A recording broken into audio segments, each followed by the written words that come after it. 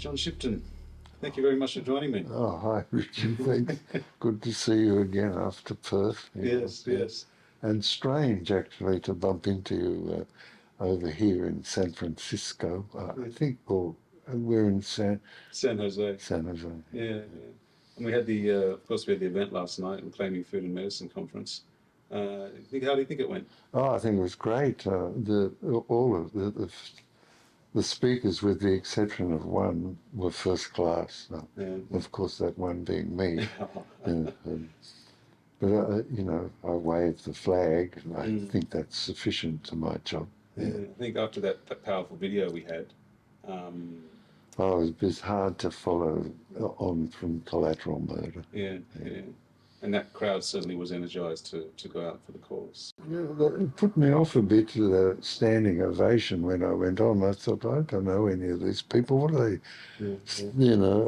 So that I had to reorient my thoughts a bit, I guess that they seem, they are very proud of you as such, for the hard work that you're doing, and the ongoing fight to free Assange, your son.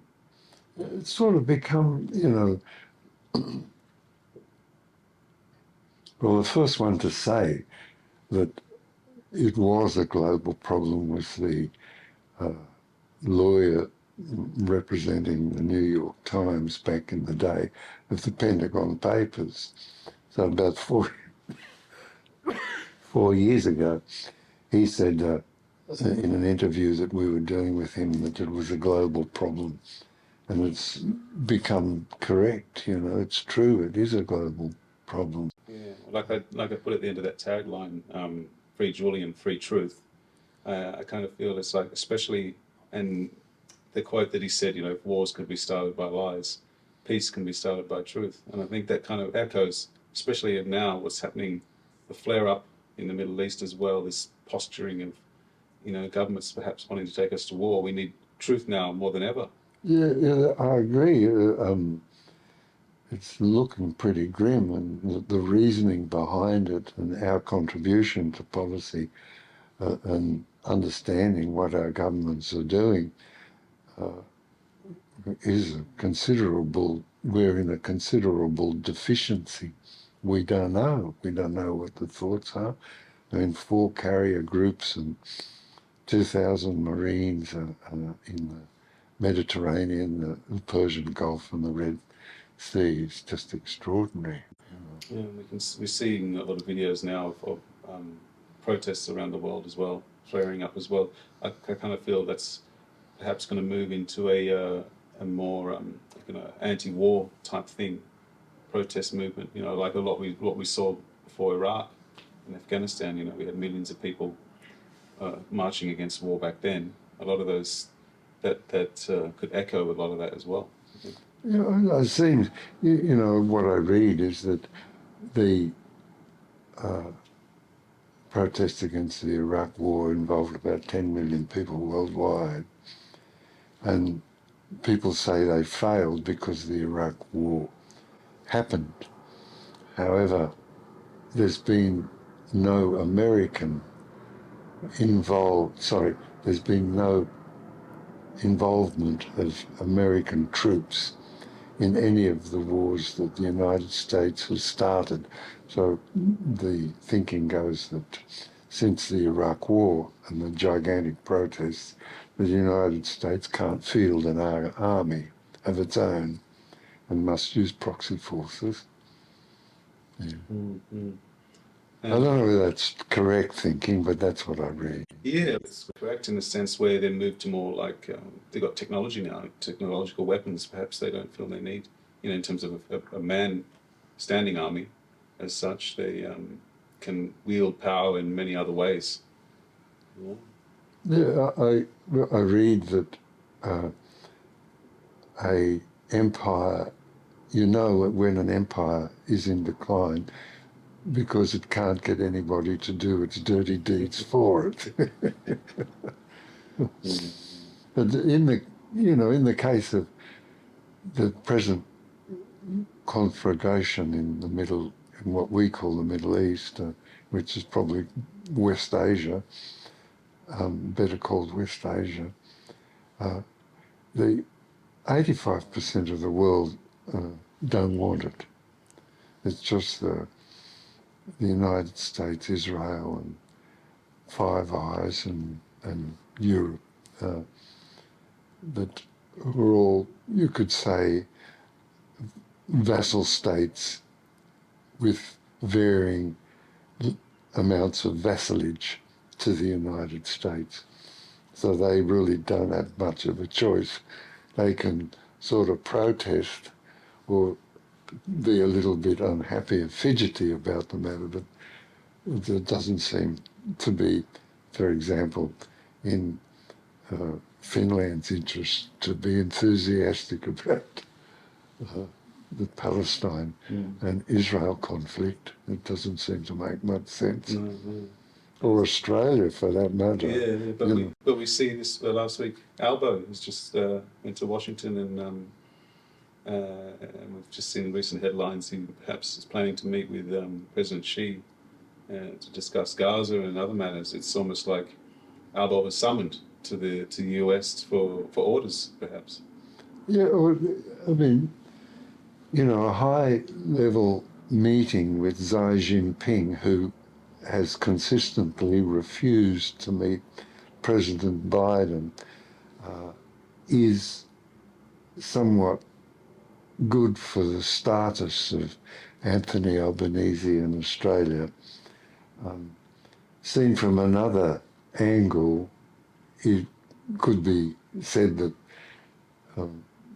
dear Prime Minister Anthony Albanese has been relegated to a message boy between two people who aren't speaking, Xi Jinping and Joseph Biden. I don't. The feelings that encounters, both ways. I would rather see energy put into rebuilding Australia's industry. I'd like to see that. I'd like to see us re-establish a depth of engineering skill, for example, building high-speed trains. I mean, the Aussies got together and built the Garn, and that wasn't such a trial, and it worked out all right. Why can't we say, okay, we're going to have a high-speed train from Perth, Adelaide, Melbourne, Brisbane, Melbourne, Sydney, then Brisbane? Why not? And it's certainly, funny thing about building trains and airports is that immediately you establish face-to-face communication, and as a consequence, people being vigorous and inventive start businesses of one sort or another. Connects all economies together. Yeah. I think Australians are ripe and ready for some kind of a leader, perhaps with a visionary, who wants to, say, for lack of a better term, make Australia great again. You know what I mean? Type of thing. Because in terms of industry, we've got inflation and housing, and the economy is not doing well. To surviving the middle classes, etc. The concept of nation building was, I think, what motivated all of the group that surrounded Gough Whitlam, and all of the intellectual power that was delivered to, for example, accommodation embrace into Australia, Indigenous population, Department of Urban and Regional Development, the establishment of an arts, how can we say, phenomenon, which establishes a way of being an Australian. What are we? The artists investigate that, and the film industry, which flourished after the encouragement of the Whitlam government and so on. And this builds a nation, because we begin to understand that the men and women that constitute the nation are the land animated in spirit and blood. So we begin to have a grasp of what we are as Australians, and also some years later, Paul Keating's assertion or understanding that Australia's security is within Asia, not from Asia. Also, another understanding put forward by Paul Keating in his Anzac Day lecture was that we were involved in an imperial war in the First World War, and we acknowledge the sacrifice of those men and women. However, what is important was the defence of Australia on Kokoda Trail, that we were defending Australia, not the imperial overreach of Great Britain or the United Kingdom. It's almost like harnessing that idea of what is to be Australian again, isn't it? Yeah, yes, yeah. What does it mean? Having the conversation of what does that mean and where to go, where to moving forward. Yeah. I reckon, that it'd be really good to put together symposiums, forums, public forums, one after the other, voices like you run on the social media or publishing at this level, to understand how do we build Australia in the current circumstances? What do we need to do to establish sovereignty after being a vassal state of the United Kingdom? An interregnum of a few years under an interregnum of independence over a few years under Whitlam and a little bit Fraser with independent foreign policy, and then of course collapsed away again. And now we virtually disappear as a sovereign state, although we pretend to it, but we have, no industry which will be the foundation of the defence of Australia. Without industry, without understanding that money and finance rest on the back of productive capacity. Actually, they are derivatives of productive capacity. When we have, magnificent resources, we have safe borders, we have a vast country of immense riches.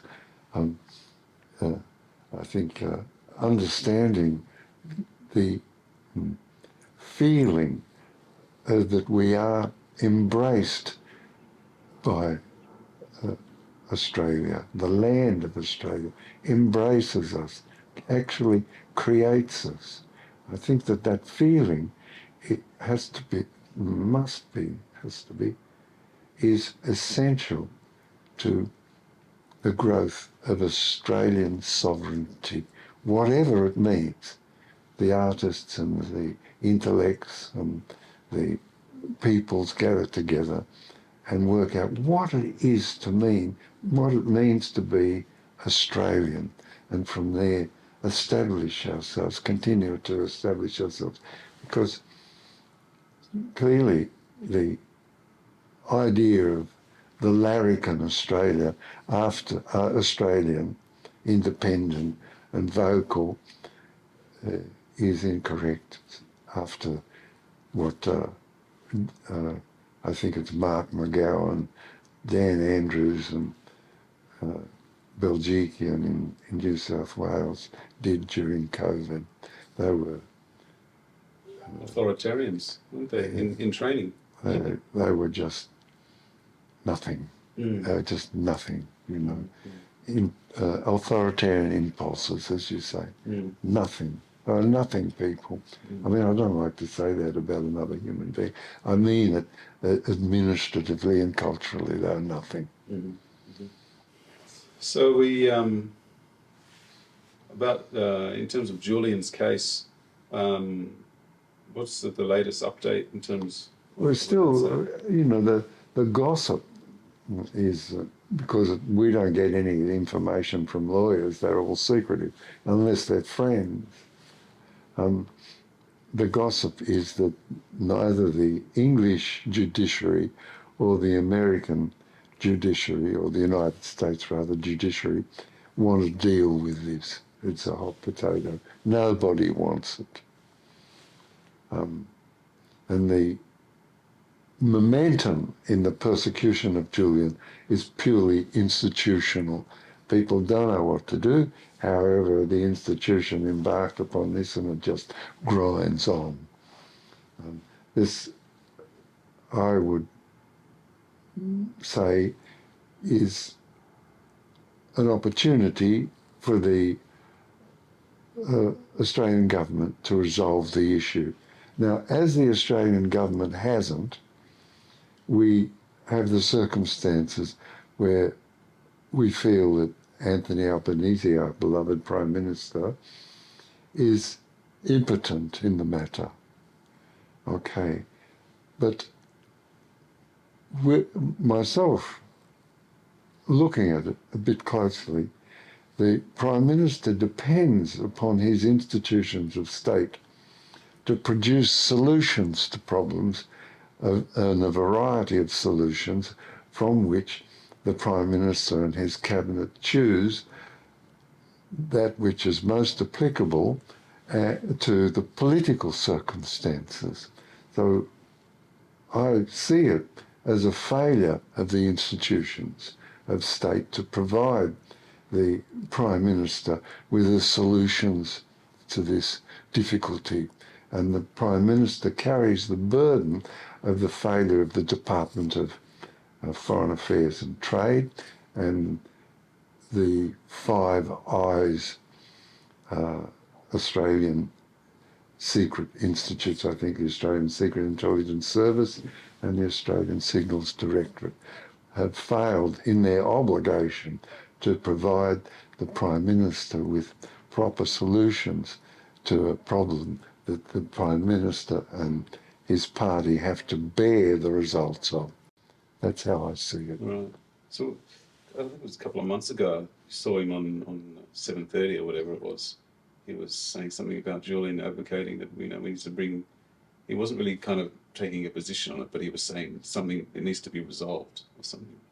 In that sense, he's saying that perhaps he's trying to appear that he's passionate to the cause of Assange, but without making a firm or concrete position on Assange, if that makes sense. Yeah, it does, but as his Prime Minister, he has a responsibility, of course, for Australia.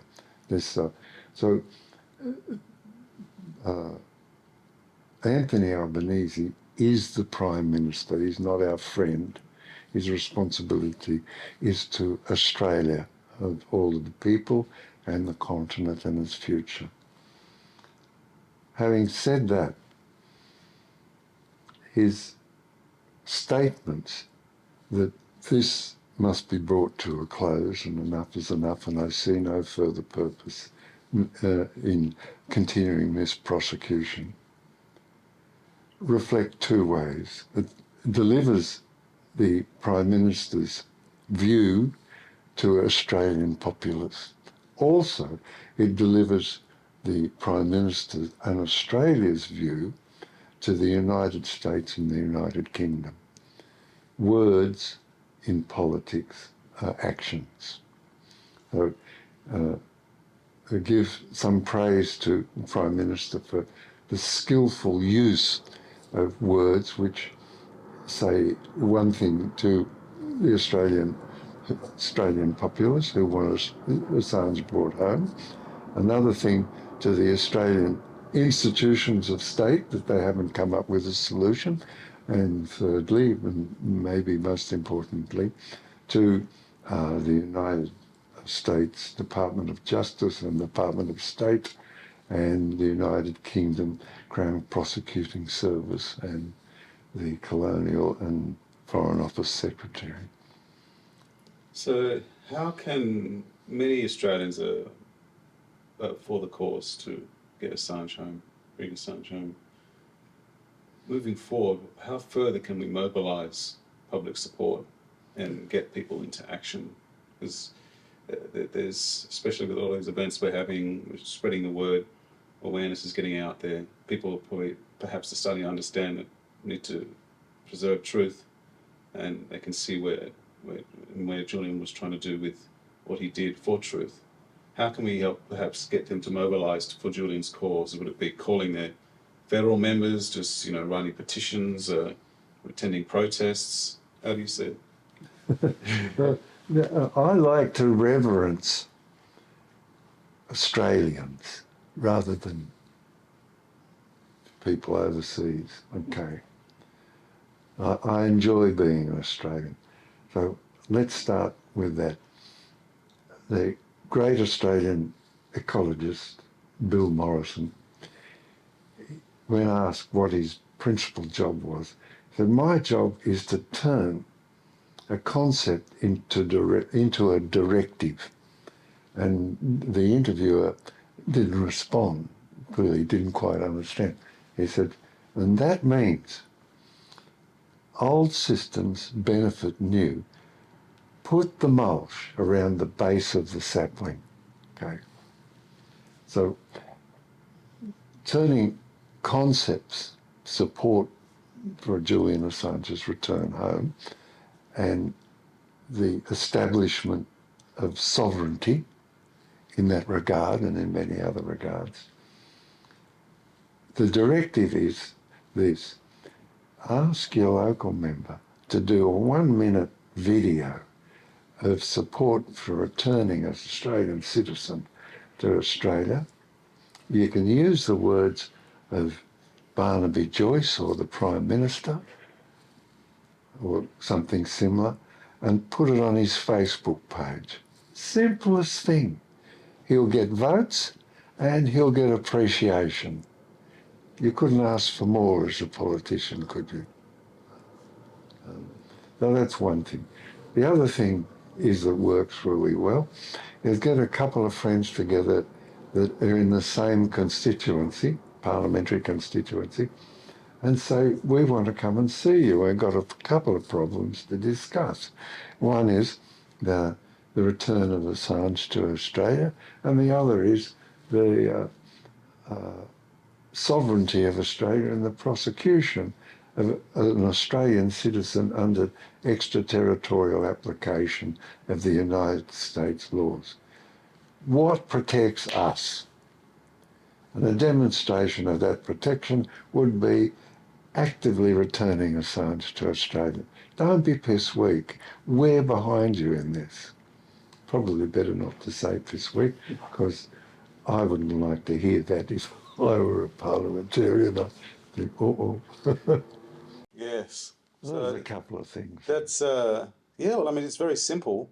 Just make a video and there's other things. And that's something no one really who's doesn't have to be diehard passionate for the cause, or can just understand it, and it's an easy way to help contribute and try and mobilise and bring action. So I think a lot of people would and should, if they see this, take that on board, and we'll try and get some momentum going and get this going, I think.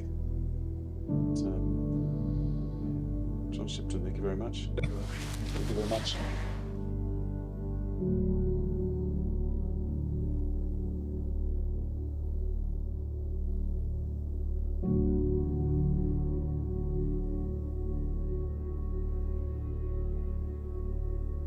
If wars can be started by lies, peace can be started by truth.